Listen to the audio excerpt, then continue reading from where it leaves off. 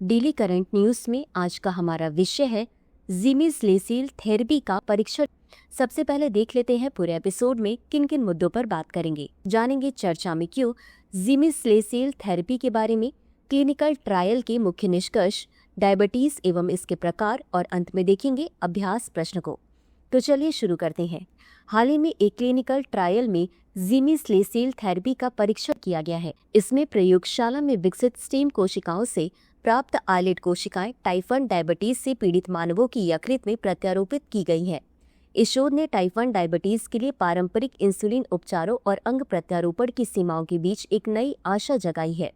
यह खोज type 1 diabetes के नियंत्रण में एक नई चिकित्सीय दिशा प्रदान कर सकती है और इसके वैश्विक स्वास्थ्य प्रभाव हो सकते हैं। अब जान लेते हैं ज़िमीज़लेसील थेरेपी के बारे में। ज़िमीज़लेसील एक उन्नत चिकित्सीय तकनीक है जिसमें मल्टीपोटेंट स्टेम कोशिकाओं से इंसुलिन उत्पादक आइलेट कोशिकाएं विकसित की जाती हैं। इन कोशिकाओं को मरीज के यकृत की पोर्टल वेन में इंजेक्ट किया गया, जिससे उन्होंने शरीर में इंसुलिन उत्पादन करना शुरू कर दिया। क्लिनिकल ट्रायल के मुख्य निष्कर्ष।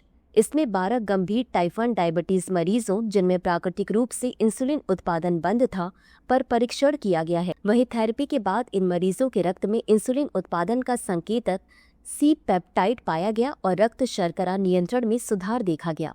बता दें कि अधिकांश मामलों में बाहरी इंसुलिन की आवश्यकता समाप्त हो गई या अत्यधिक घट गई है।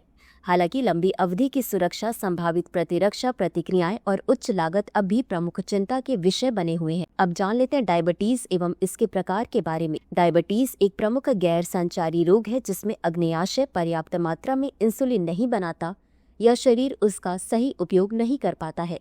इस रोग के मुख्य प्रकार निम्नलिखित हैं। टाइप 1 डायबिटीज यह आमतौर पर किशोरों व युवाओं में होती है। इसमें अग्न्याशय पूरी तरह से इंसुलिन बनाना बंद कर देता है। टाइप 2 डायबिटीज यह वयस्कों में अधिक आम है। इसमें शरीर इंसुलिन का सही उपयोग नहीं कर पाता या उसकी प्रभाविता घट जाती है। गर्भकालीन मधुमेह यह गर्भावस्था के दौरान विकसित होता है। अधिकतर मामलों में डिलीवरी के बाद यह स्वतः ठीक हो जाता है, परंतु यह मां व बच्चे दोनों में भविष्य में टाइप 2 डायबिटीज के जोखिम को बढ़ा सकता है।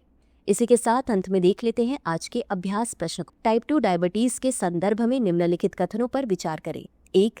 टाइप 2 डायबिटीज में इंसुलिन बनना पूरी तरह बंद हो जाता है। 2. यह आमतौर पर जीवन शैली से जुड़ा रोग होता है और अक्सर मोटापे व शारीरिक निष्क्रियता से संबंधित होता है। उपर्युक्त में से कौन सा या कौन से कथन सही है? यह सही है। ए केवल 1, बी केवल 2, सी 1 और 2 दोनों, डी ना तो 1 और ना ही 2।